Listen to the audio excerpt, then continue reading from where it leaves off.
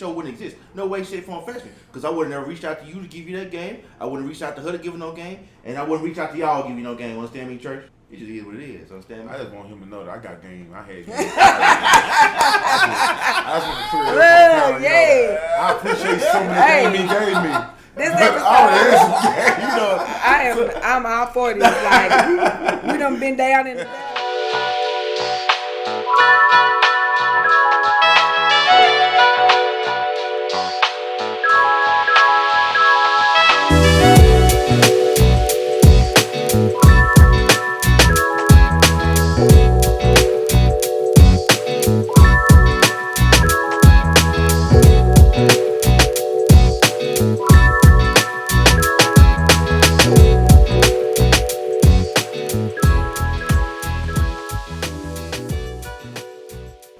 Church, we told y'all last time we gonna pick up right where we left off, understand me? I don't think we can do any introductions. We got too much to cover, understand me? But y'all know who he is.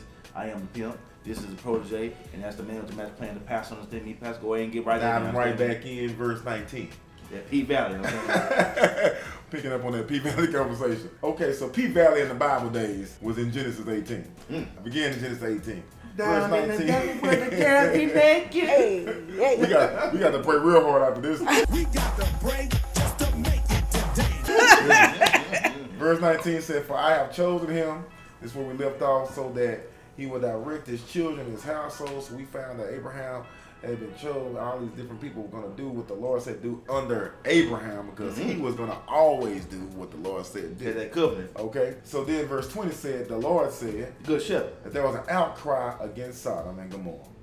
It's so great that their sin is so grievous, verse 21, that I will go down and see if that they have done as bad as the outcry that has reached me. If not, I will know. Verse 22, the men turned away and went toward Sodom, but Abraham remained standing before the Lord. So just because folk go where they go, don't mean you got to go. Verse 23, then Abraham approached him and said, will you sweep away the righteous with the wicked? What if there are 50 righteous people in the city? Will you really sweep it away and not spare the place for the sake of 50 righteous people in it? He says in verse 25, far be it from you to do such a thing, to kill righteous with the wicked, treating the righteous and the wicked alike. Far be it for you. Will not the judge of all of the earth do right? The Lord said, if I find 50 righteous people in the city of Sodom, I will spare the whole place for their sake. Then Abraham spoke up again, now that I have been so bold as to speak to the Lord through, though I am nothing but dust and ashes. What if the number of righteous 5 less than 50? Will you destroy the whole city in lack of 5 people? So this whole discourse went on down to 10. Yeah, he basically negotiating because Abraham knew he wasn't gonna find 50 good men in Sodom. He already knew. Abraham was wise enough to know. So do you think people really negotiate with the Lord? Hey, he was trying to. And hey, the Lord. Have you ever negotiated with him? Listen. I know I've negotiated with him. Every time, Lord, every time he does something, Lord, you gave me this time, Lord. I knew everybody was going to get exposed on the camera. Yeah. Lord, you do for me this time. I'll go back over there. Yeah. I promise I ain't gonna do it no more. As soon as you get out of it, Lord, you get me up out of this right here. I ain't touching that no more. You know my heart. Yeah. You know my heart. You know I don't mean no harm, Lord. We all fall short of the glory. Understand? So here's all of this nonsense going on. This sin that's been going on since been going on, right? And so we got down to the number of 10. He answered, for the sake of 10, he said, I will not destroy.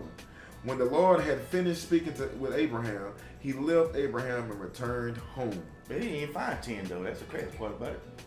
Let's see what happened in chapter 19. He got all the way down to 10. He ain't find 10. So the reality of it is, God already know they down there messing up down there in Chucalissa. Yeah. You know what I'm saying? Yeah. They down there in Chucalissa, pop locking and dropping, and I mean maximum velocity. Doing it for the ground. I mean all of that. M-I, crooked letter I. Okay. M-I, crooked letter I, crooked letter I. They really showing out down there at the pink.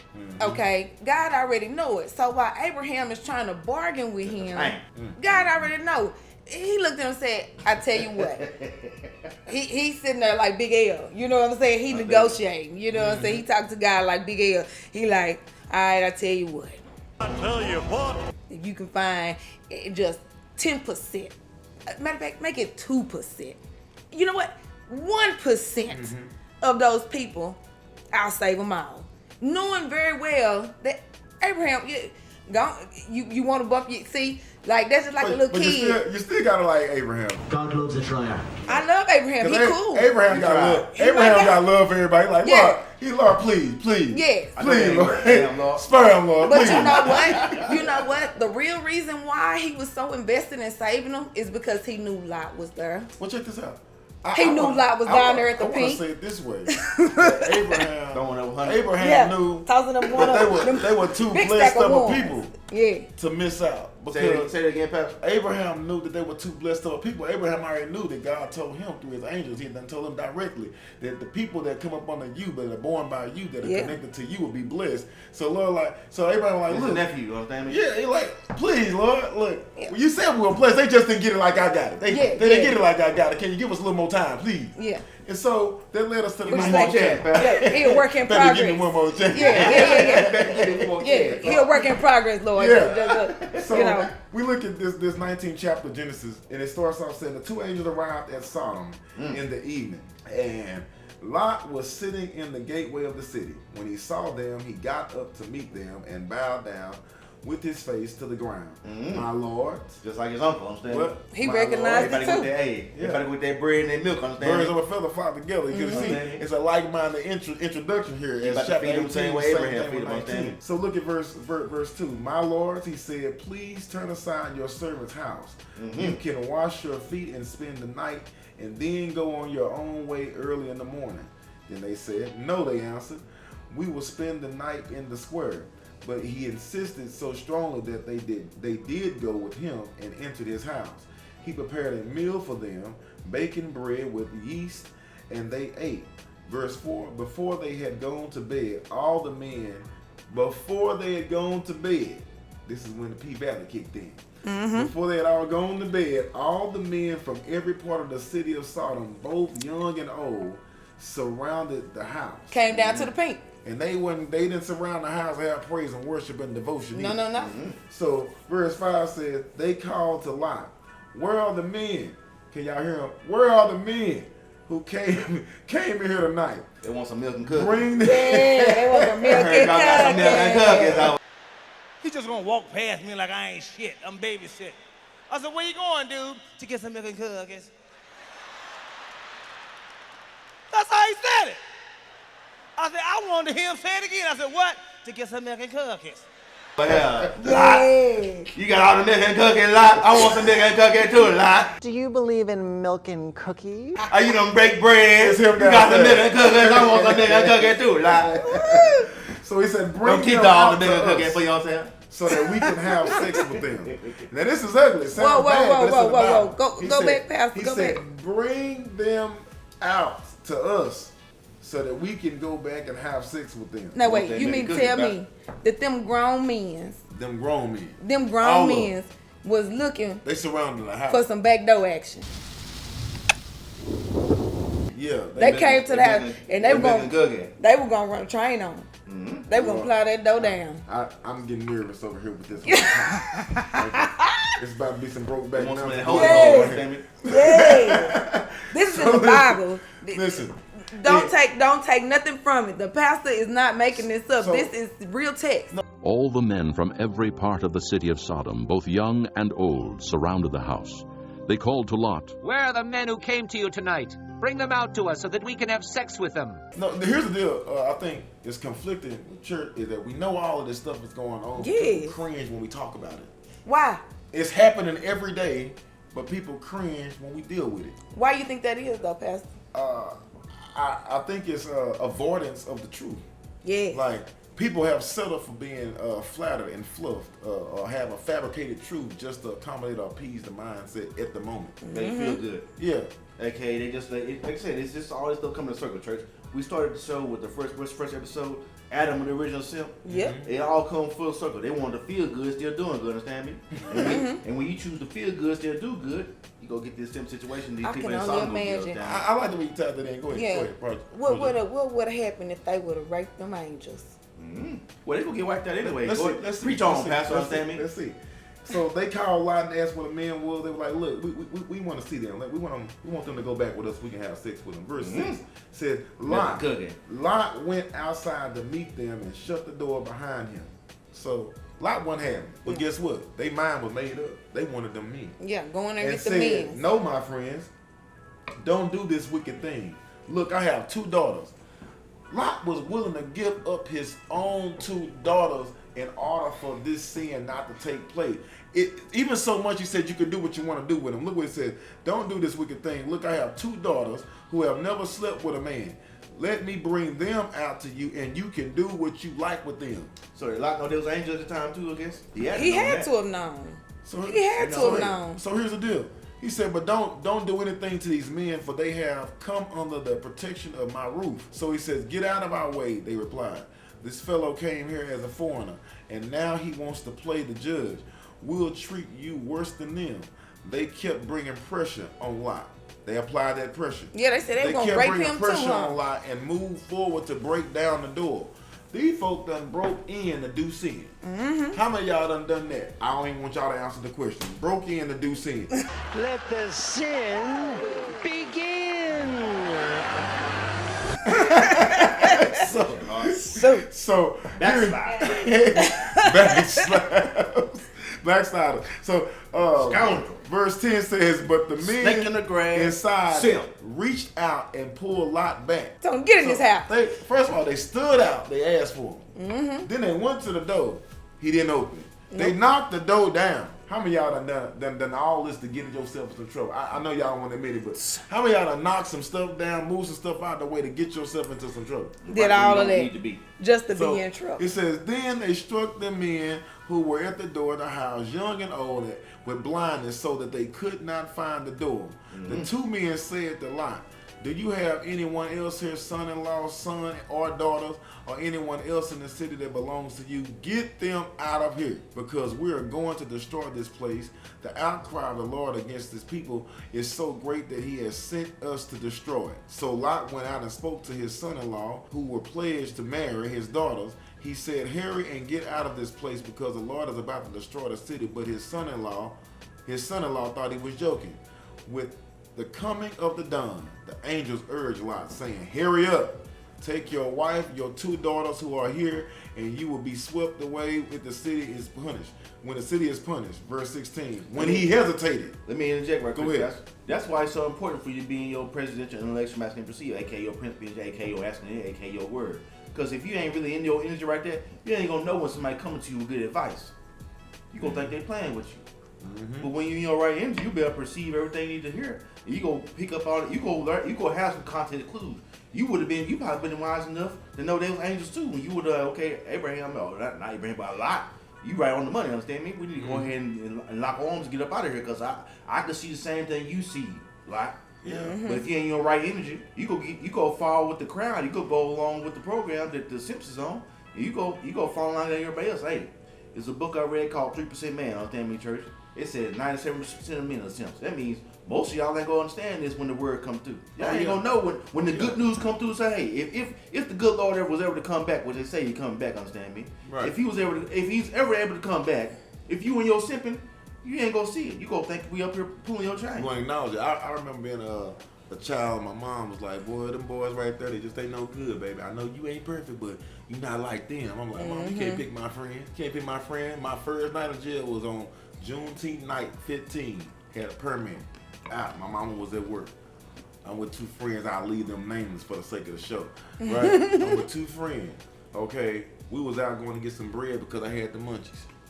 Right? My mama had already told me I kept hanging around them. I was going to get in trouble. Well, guess what? We got pulled over by the laws. They searched the car. Allegedly, they found something that wasn't in there. I went through this whole little spill in my life where they planted some drugs on me. I found out that was real life. I had no weed. We had already smoked all the weed. It was a number of second stem left. We got to court. They pulled over 2 ounces. The moral of my story was the same folk that I ended up with my first offense in jail was some folk that was pointed out to me to be not good for me. Yep. I didn't see it because I wasn't at that time in my full masculinity, Christian, saved, sanctified, filled with the Holy Ghost energy. Right? So I couldn't see it. Ended up in jail. First time. Same thing happened here. You got to listen to some advice, or otherwise you'll laugh at it like somebody don't know what they're talking about. Yeah, if you ain't in the right energy, you're going to make a bad decision. That's just, and for the women, just to go on the same opposite end of the spectrum, that's how a woman ends up always, I won't say choosing, but that's how you end up impregnated by the wrong man. You're not in your femininity to recognize. You're not going to have the wisdom to choose the right mate to have children with. That's why there's so many single mothers out here. Y'all having kids with simps. Y'all ain't having kids with masculine. Y'all ain't having no kids with a presidential election. So matter of fact, I ain't got no kids. That's how I'm going to say staying with masculinity. That's like part of the ultimate thing you can do. The most submissive thing a woman can do with a man is have her kid, have his kid. Yeah. You know what I'm saying? That whether you want to choose or not, woman. Once you had that man's child, you chose to submit to him. Whether or not he was worthy of submission is a whole other category, but you chose to submit to him in that situation because y'all was feeling good. Understand me? Right. That feels good to get you in trouble. Every time. So listen, verse 18, I want to get to this real quick. Verse 16 said, when he hesitated. So after this happened, there was a hesitation. It said, when he hesitated, the men grasped his hand and the hands of his wife and his 2 daughters and led them safely out of the city, for the Lord was merciful to them. So the Lord was merciful to him and his family. As soon as they had brought them out, one of them said, flee for your lives. Don't look back. I want y'all to look at that. Don't look back and don't stop anywhere in the plain. When you get yourself out of what you was in and you realize you was in a mess, in a rut, it was a bad place, and the Lord spared your life to get up out of it, run. Don't pick it back up. Put it down. Drop it like it's hot. Drop it like it's hot. And never And touch don't it look again. back. The text was real specific. It said, flee and don't look back. So look at what verse 18 said. But Lot said to them, no, my lords, please, your servant has found favor in your eyes. You have shown great kindness to me and spared my life. But I can't flee to the mountains. This is probably what you was talking about earlier. I can't flee to the mountains. The disaster will overtake me and I'll die. He said, look, here is a town near enough to run to, and it's small. Let me flee to it, and it's very small, isn't it? Then my life will be spared. He said to him, very well, I will grant this request too. I will not overthrow the town you speak of, but flee there quickly, because I cannot do anything until you reach it. That is why the town is called Zoar. By the time Lot reached Zoar, the sun had risen over the land. Then the Lord rained down burning sulfur in Sodom and Gomorrah from the Lord out of the heavens. Thus he overthrew the cities. Go ahead. Did you have something?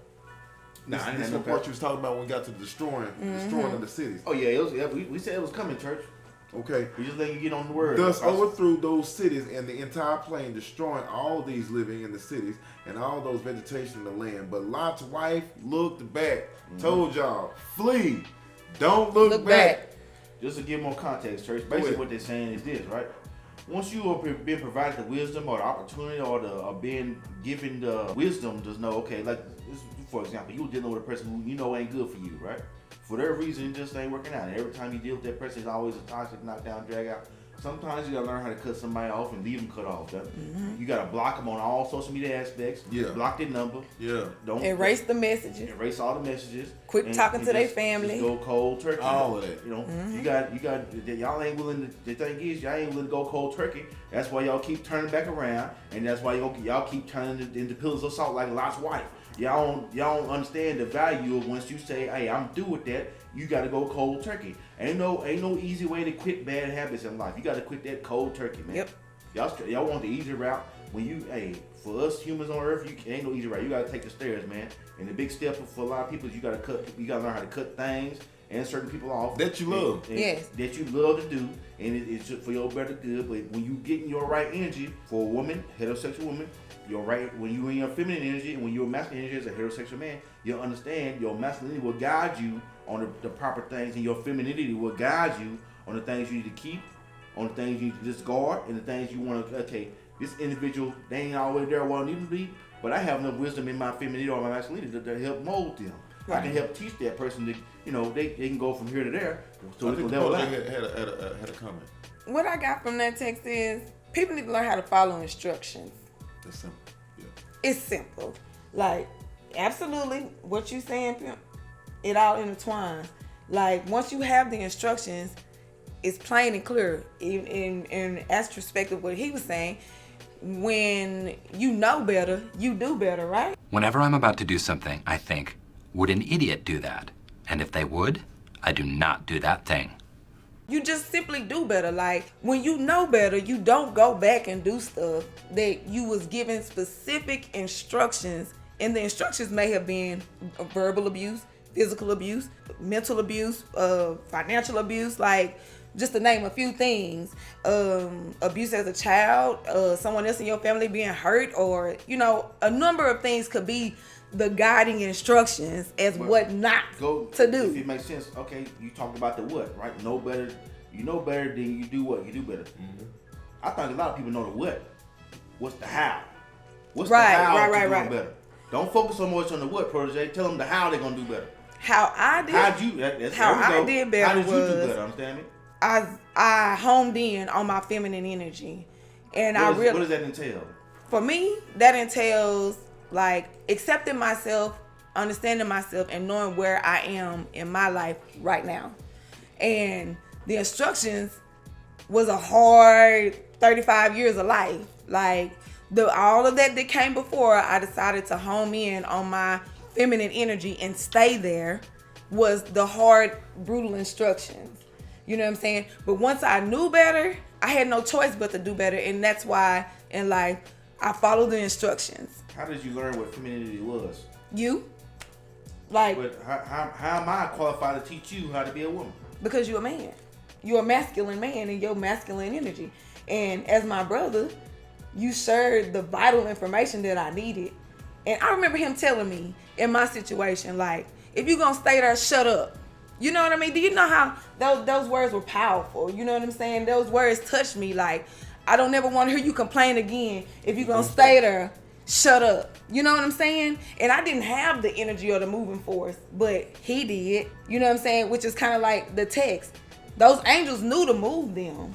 They knew the instructions to give them to go. You know what I'm saying? And they had to make the choice to follow the instructions. I chose to follow the instructions. You chose to follow the instructions. You chose to follow the instructions. So are you saying a man is qualified to teach a woman how to be a woman? You saying that? No, that's not what I'm saying. You taught me what the masculine energy is, which I don't know how it worked, but it gave me clear perception on what the opposite end is, which is femininity. I think I can see what she's going with it, because now with women taking on so many male roles, so to speak, you know, to hear what that male role is in its fullness or somewhere close to it in close proximity, it's easy for the woman to see, like, man, I get that.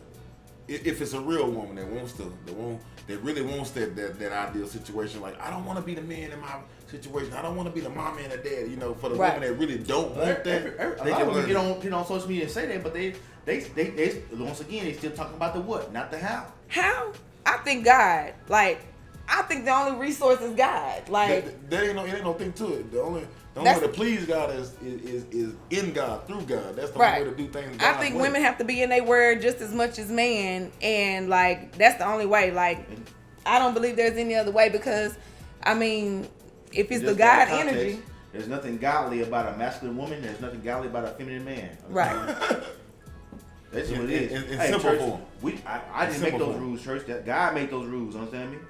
It's too many examples in the word to prove that if a man is feminine, he's not aligned with God. Right. No way, shape, form, fashion. And if a woman's masculine, she's not aligned with God either. I don't care how many degrees you got, woman. I don't care how big your house is. I don't care what bags you can buy by yourself. I don't care how many accolades you accomplish. You can have a big business, make $1 million a year. But I've seen a woman she's a millionaire and miserable.